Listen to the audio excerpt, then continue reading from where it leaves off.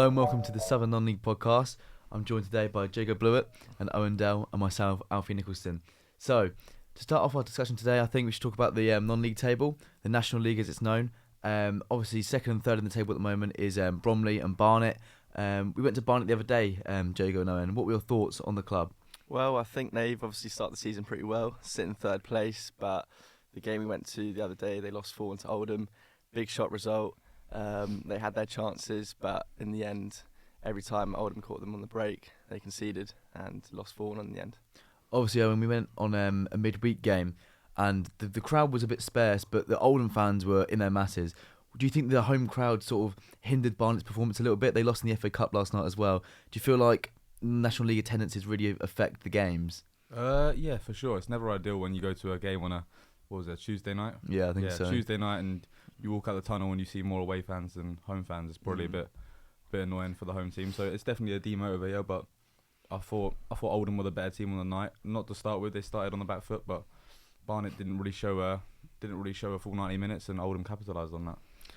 And obviously, you've played in front of crowds before, and you know, do you feel like the pressure of television and having your own crowd on your back can that maybe put pressure on the younger players, or do you feel like on the pitch when watching the game that would be a factor to the players? Do you feel like they sort of caved in a bit to having no one to play in front of, and the Oldham players sort of thrived under that pressure? Yeah, for sure. It makes a huge difference when you go to a game. You've got no fans, especially if you're used to having loads of fans. A stadium like Barnet's, it's a big stadium, so empty seats come in masses. It's not like they got 500 people there, 100 empty seats. They got 500 people there and about 1,000 empty seats, so it looks more empty than it does full. It's definitely a motivator when you show up and there's a lot of people there. So it definitely works against them if no one comes. And then Oldham fans are there, so it works in their favour having no one there, because they know that they've come with more of a following. So instantly that Oldham fans are on the front foot, so they're louder, they're giving it out more. Then that pushes on to the Oldham players, who the Oldham players are more motivated. And yeah, it's a spiral. As they say, the fans are the 12th player, and that's definitely true. Yeah, shout out to Oldham fans. They're very good that night. Yeah, and obviously going to the match, Joe. What was your match day experience as a non-league fan for one day? How do you feel that was? You know, it differed to the Premier League game. What was good? What was bad? Yeah, it was my first non-league game I've ever gone to. Obviously, I'm a Spurs fan, so the atmosphere was very different. I mean, it wasn't nearly as loud, obviously, but overall for a midweek game, it was pretty decent, and I had a good time. Yeah, I mean, there's little things like even getting the food and stuff. As we said, me and you are used to going to Tottenham. The food, the drink, it's all top class there. What do you feel like the fan experiences there? Do you feel like the food and the drink on the offer was the best, or? Probably wasn't the best, but I mean, at the end of the day, you could still get a beer if you want, or a burger. So that's all that matters, really. That is all that matters. Yeah. Exactly. Yeah. Yeah, and I think obviously going to non-league games, like they're trying to talk about getting rid of the 3 p.m. blackout and how that might affect National League going fans. But I think there's only certain things you can get from National League which make you keep going back. And do you think the attraction of going to a Premier League game at 3 o'clock will differ you from going to a National League game, or do you feel like if you're going to a National League game, it doesn't matter if there's a game on the telly or not? I don't think so, and I think that most fans that go are pretty local anyway, so they're going to go regardless of when the game is. And I like the authenticity of it, to be fair. Shows they're nearby, they really care for the club. And so, yeah, I don't think it's a problem at all. Yeah, I agree. And obviously, talking about Barnet, they fell to a 3-1 defeat last night at home to Newport County in the FA Cup. There's been a few teams that have gone quite far in the FA Cup from the National League South. Talking of Maidstone, one of your local teams, Owen, they've now faced Stevenage in the third round of the FA Cup after Stevenage beat Port Vale on penalties last night. Do you feel like that's going to be a massive impact on the town and the city for you? Yes, it's the magic of the cup, isn't it? It's the opportunity for Maidstone United, a small team in the National League South, to play Stevenage is a huge opportunity. It will make the money on the gate. There's people watching. It's being followed online. So yeah, it's a huge thing for a club like any National League club, right? The more attraction you get, the bigger teams you play, and that's why the FA Cup's so good, because it gives small clubs opportunity to do things like that. And obviously, being at UCFB, we're near to Wimbledon, and they obviously faced Ramsgate at home in an FA Cup replay. I mean, Ramsdale did get battered 5-0 in the end. But being also a Spurs fan, as you said, do you feel like the replays are a bit of a hindrance to us, or do you feel like you can understand, even from a elite club's point of view, why the replays are needed? Like, because there's talk about abolishing them or not, or do you feel like maybe you keep them in? I mean, I see it from both ways, to be honest. For like a non-league team or League Two team, if they draw, someone like Tottenham away and somehow get a draw, then I think it's only fair that they get that reward of having a home match. Saying that, for a big team, it's with all the fixtures that they've got, especially around this Christmas period, it's probably not ideal, but I think that's the magic of the FA Cup. You like to see a non-league team playing a big team at home, and Yeah, I mean, I'm against the replays. I'm not a believer in that. I think that the better team on the night deserves to go through, right? If Maidstone play West Ham, for example, right, and it's 1-1, Maidstone go through on penalties, they deserve to go through. You don't play a final and play a replay if it's a draw. It's the better team on the night goes through. So that should be the case the whole way through, in my opinion. Yeah, I think maybe Ramsgate fans would have been hoping for a replay to have a club like Wimbledon away, go big trip away. Yeah. But maybe if they played to penalties on that night, they would have gone through and they would have been facing a big team in the next one. I think they had pros and cons to it. Yeah, exactly. And obviously we went last night to Hendon Town, and as we walked in, you could almost see like all the memorabilia that's been put up there. There was Arsenal shirts, there was Brentford shirts. If teams have drawn in the cup or they've had in pre-match friendlies, and these things clearly do massive things to the community, and it's clearly bringing a lot of money to the club. I mean, we saw the tiny little bar they have in the Hendon Town little cafe, and how much money that must bring into the club.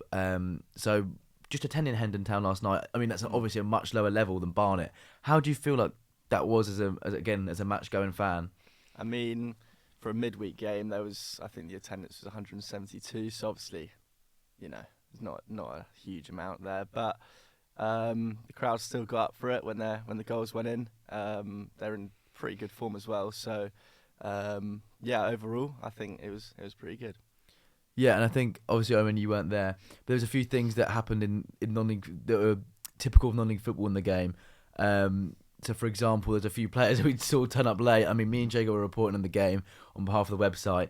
And at one point, the cameraman actually turned around to us and informed us that the players' numbers on the team sheet were wrong because a few of them turned up late. So it's basically just the first 11 that were starting played. I mean, do you feel like that's sort of the beauty of non-league, or do you feel like it does sort of have an impact on the quality of football that's played, really? It's hard, isn't it? Because, these guys are committing a lot of time to play in a sport they love for not a lot of money, right? So they have to go out and earn their wage, and it's too expensive to live off football, especially like I play ice hockey, obviously, and I've got guys on my team that work full-time jobs as well as hockey. Like, if you don't earn enough money, you got to live.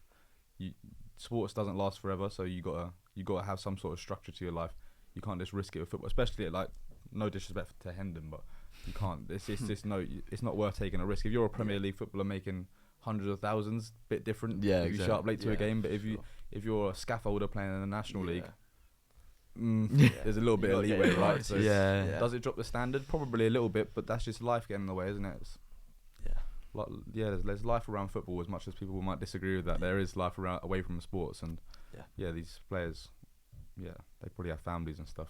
Yeah, exactly. And I think, obviously, as you mentioned there, like having that experience of going to play in a team where there's not always everyone. It's not their full-time job. They're not always there 100%.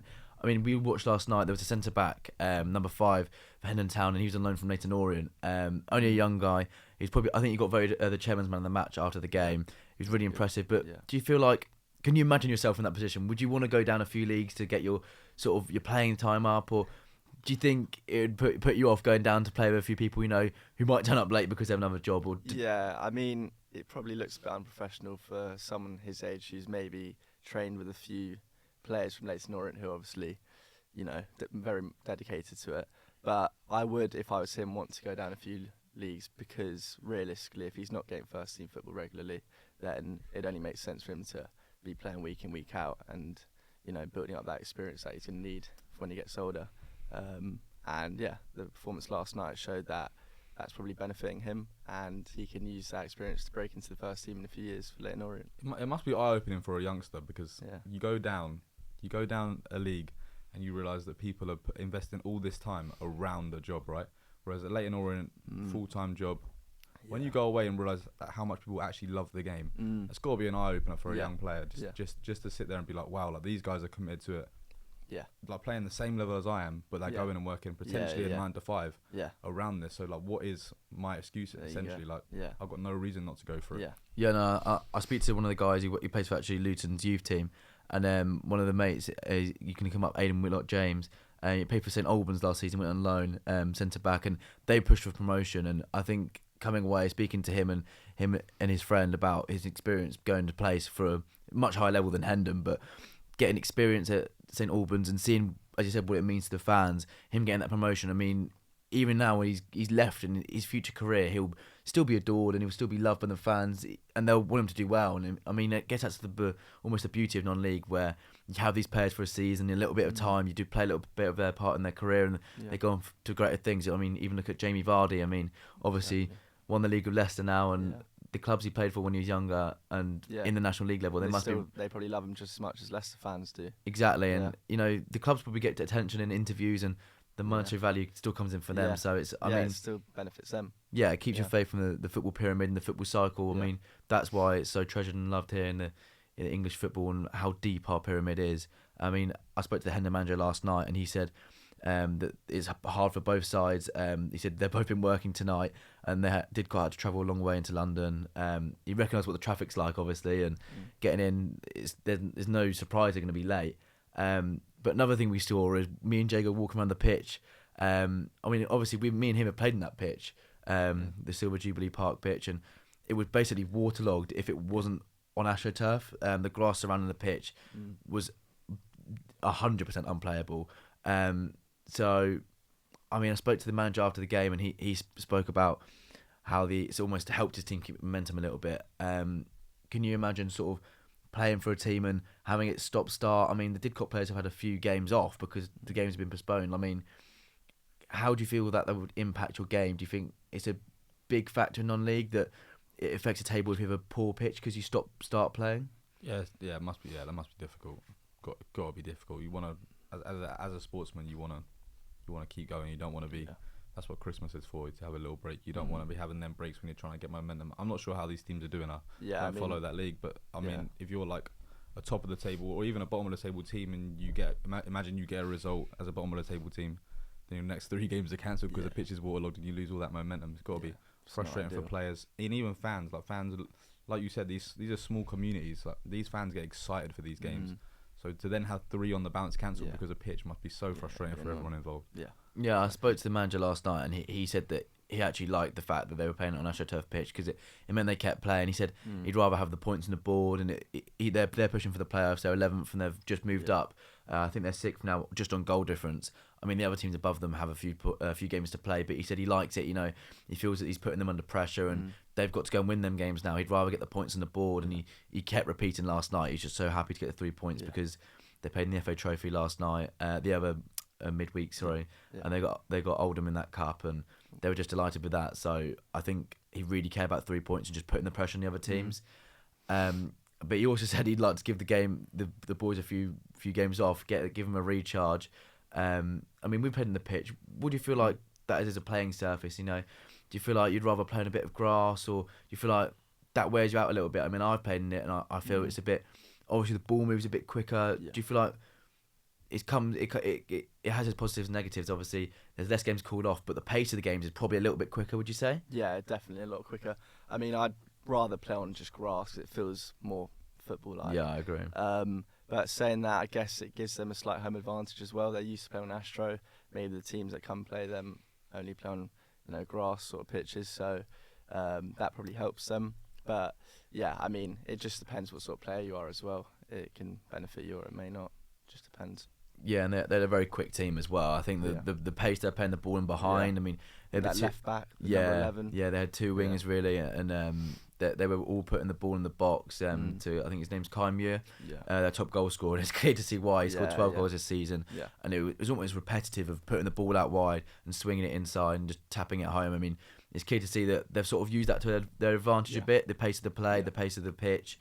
I think really showed that they impacted their game positively. I think. Sure. As footballers though, like you guys both play football. What is that like, changing surfaces throughout a year? Because obviously you don't see that in the Premier League. They play on the same surface the entire season. So like, how much of a difference does that actually make? Because obviously I have no idea. I'm not good enough. I'm not good enough at football to ever notice the difference. Like, is that a big thing, like changing between grass and Astro throughout a season? Or Yeah, I think I played on grass basically the last 12 years of my life. Yeah. So playing in AstroTurf on here, when I've come to the university since September, really, it does change the way you play, because even the much grip you get on the grass is different. The way you can start into tackles, even if you start into a tackle, I mean, I know someone who's a defender and they hate playing on AstroTurf because it just gives you burns the whole time. It sort of gets a bit out of your game. Makes you hesitant. Yeah, exactly. I mean, last night the Didcot players seemed a bit worried to slide in at first, but the Hendon players, they clearly just knew they had to take the hit. I think that's going to make a big difference. And even, as I was saying, the pace of the game, the way the ball moves, especially in the winter, you notice the difference. There's a bobble on the pitch when you play in the grass. Like, it will hold up a little bit. It will slow the game down. You have a bit more time on the ball. I mean, I'm used to playing in midfield, and sort of on the AstroTurf, the ball just goes. You get the ball, and because it's so easy to travel across the AstroTurf, and the ball will move so quickly to you that your time on the ball, it must go quickly. And obviously, playing at my level, the difference isn't that big in the time you have on the ball. But for these non-league players, when the game's at higher stakes and everyone's a bit fitter and everyone's a bit faster, it must make a huge difference having that, like, even half a second less on the ball, especially as a midfielder. You've got to change your game a little bit, I'd say. And obviously Hendon getting that momentum and used to playing. So I think they've had 3 games at home now. So obviously they're in the rhythm of playing at that sort of pitch, that sort of pace. Yeah. But for Didcot players, it did look at points where the midfield really bossed the Didcot midfield. It looked like they'd not played on Astro many times at all. Yeah, it must be hard switching from both when the Hendon players, they get the ball, they get it under control, and they know what they're doing with it. They can spray the pass, they can do what they want with it, and they know what to do and when to do it. Whereas Didcot players seem like they just couldn't keep up with the pace of the game, or when the ball came to them, they looked rushed on the ball because the Hendon players are straight on them, and they're not used to having that shorter time on the ball. And then do you think that works as like a competitive advantage, or do you think that is just the level they're at? That's just what it is. What it is. Yeah, obviously it's a fair competitive advantage. It's either that or don't play, right? Got to play on some sort of pitch. But the manager last night, he was saying that he does like it, but he wants to recharge now and again. He even admitted to me last night that I think he was sort of hinting that he looked at the game last night and he was saying he wouldn't mind if it was called off. Because it's against bottom of the league, they probably would win it. And they can just get a little bit of a recharge. I mean, they've just come back off a big game on Saturday, winning the FA Trophy game. So you might want a bit of a rest, might want a bit of a recharge. But, I mean, as I said before, I mean, the advantage comes with getting your momentum just to keep going and familiarising yourself with that pitch. But at the same time, you've got to accept the fact that other teams will have lots of breaks. And, I mean, you might not have as many breaks and then you might be tired playing the game. So, definitely. Yeah, it swings and roundabouts, I think. Yeah, I mean, it's just one of the things, right, playing that level. It's just... Yeah, like you said, swings and roundabouts. You've got to crack on with it. But it can't be ideal. You can't complain, really. Yeah, and you've got to be adaptable as well. I think, obviously, you've seen the players that come from non-league and play at the top level now. They look hardened to the criticism and the stuff. You've got to be playing at that level must be really character building. And it's got to be. Looking at some of those Didcot players, like some of them look so young. Yeah, it's all young. Like, well, not all young players. You've got guys that have been there their whole careers, or like young players. And you've got a small stadium, so you can hear everything. Like playing in a small stadium is horrible. Hear everything everyone's saying. Like a big one in the Premier League, you got a guy shouting from the rafters. Oh, you crack on, mate. Like, you got a guy standing on the fence at a non-league game, screaming at you. Yeah, we heard that's character building for them. Yeah, exactly. And we heard last night. I mean, their goalie, I think he was taking a little bit too long on the kicks. They were only 1-0. They were 1-0 down. Yeah, but some of the giving it the big one. the Hendon fans weren't happy. You could hear him. We were sat on the other end, but as you said, it's such a small stadium, and it's. The one fan makes a massive difference. There was like two fans, 2 mates, and they just got on the keeper's back. And I mean, he conceded 3 in the end, so it clearly works. No, it's brilliant. I think that's sort of non-league experience that you get, and you don't get that anywhere else. That's the perks of non-league. It's so fun. Everyone loves it. Small communities. I think non-league's great. Exactly, and that's why the English football pyramid is obviously much better deep compared to the other ones in other countries. I mean, go to the 4th level of Italy and you're going to semi-pro, lower than that even. The level's still high, even though exactly however many leagues they are down. Thank you very much for joining me today, boys. It's been a great episode of the Southern Non-League podcast, and we'll see you in the next one.